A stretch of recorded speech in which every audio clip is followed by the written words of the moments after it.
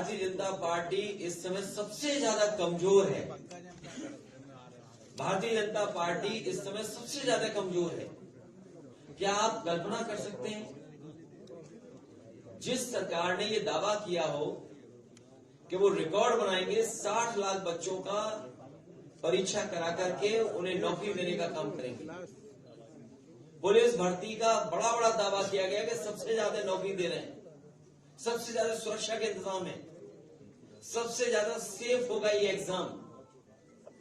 बताओ, question paper leak हो गया और ये सरकार ने जानबूझ करके इसलिए कराया है। उनकी नीयत नहीं है नौकरी देने की। नौकरी देनी होगी तो आरक्षण देना पड़ेगा, और आरक्षण मिलेगा तो पीडीए के परिवारों में भी खुशहाली आएगी। केवल पुलिस भर्ती का केवल निकालना और जानबूझ करके सरकार ने ये पेपर लीक कराया जिससे उन्हें नौकरी न देनी पड़ेगी।